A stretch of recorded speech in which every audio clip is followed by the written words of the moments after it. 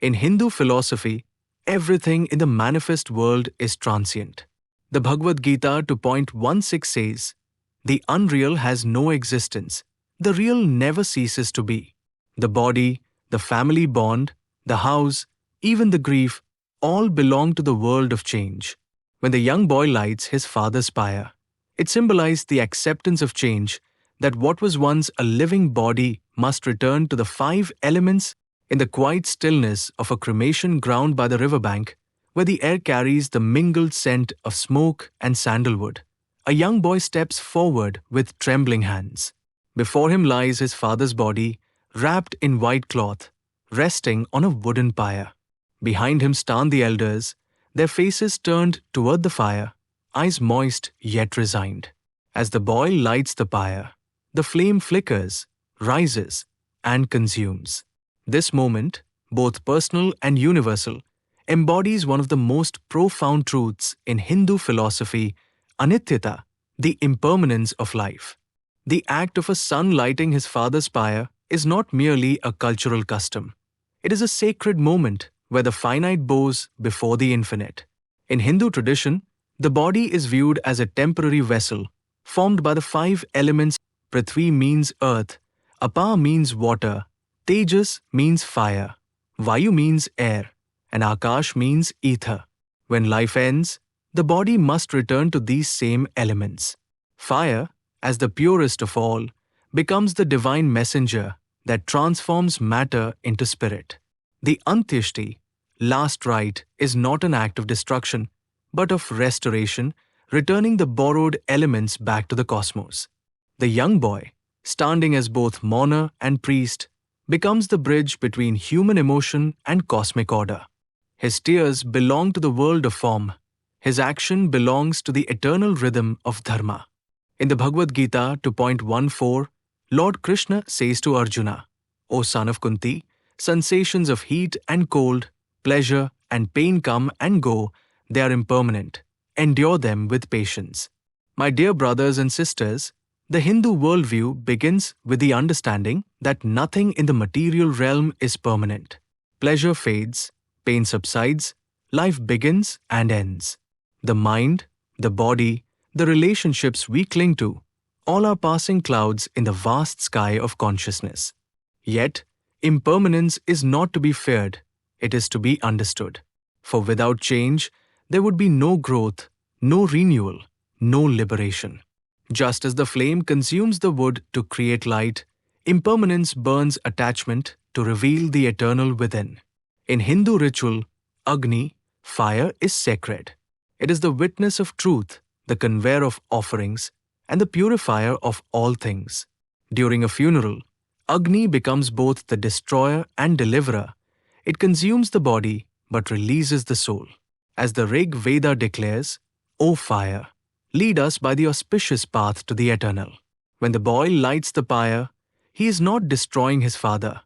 He is sending him forward on the journey beyond the visible. He offers his father not to death, but to Agni, the path to light. The flames symbolize the transformation of the finite into the infinite, the dissolution of the ego-bound identity into the timeless self.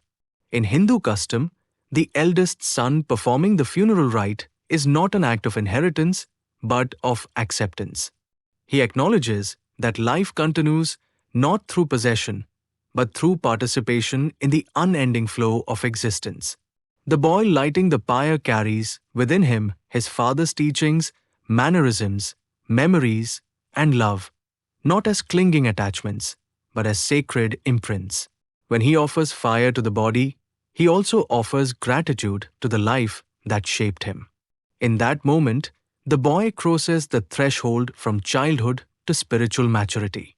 He learns that death is not the opposite of life, it is a part of life's continuum, as twilight is not the opposite of dawn, but its inevitable completion. The Katha Upanishad, 1st February 2018, presents Nachiketa's dialogue with Yam, the god of death. The wise one is neither born nor does he die. He did not come from anywhere, nor did anything come from him. He is unborn, eternal, everlasting. He is not slain when the body is slain. Here lies the heart of Hindu thought. Death belongs to the body, not to the self. The boy lighting the pyre performs a visible act of farewell, but metaphysically, his father has not died.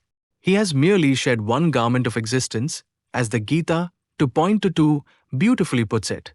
Just as a man discards worn-out clothes and puts on new ones, so the embodied soul leaves old bodies and enters new ones. Time is depicted in Hindu philosophy as both creator and destroyer.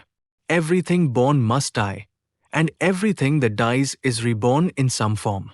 This cyclic understanding of existence is reflected in the flames that rise and vanish. Each spark appears for a moment, dances, and dissolves, much like human lives. But the flame itself, the principle of fire, remains unchanged. In the same way, consciousness, the eternal witness, remains untouched while names and forms arise and disappear within it. Grief is natural.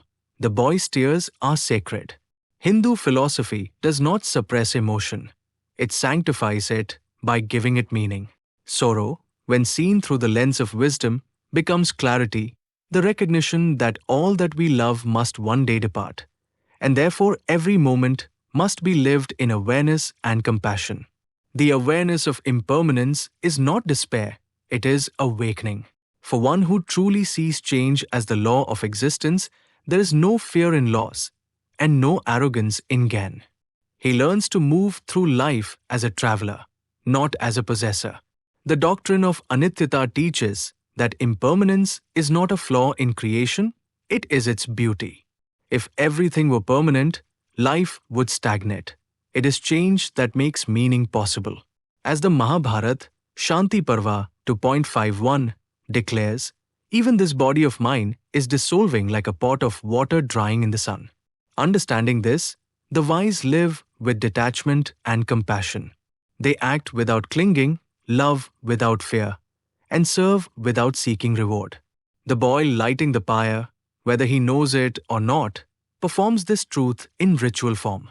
His hand offers fire, but his heart offers surrender to the cosmic order where beginnings and endings are but two sides of the same breath. As the fire burns and the body turns to ash, the smoke rises into the evening sky, merging with the infinite. The boy watches, and though his eyes are wet, a quiet understanding dawns within him, that everything he sees will one day vanish, and yet something unseen, vast, unchanging, radiant remains. That is the self, the silent witness of birth and death, of grief and love, of time and timelessness. In the flicker of the funeral fire, he beholds the truth of existence itself, that life's impermanence is not its tragedy, but its grace. From the fire of endings rises the light of understanding. What burns is form, what remains is essence. In accepting impermanence, we touch eternity.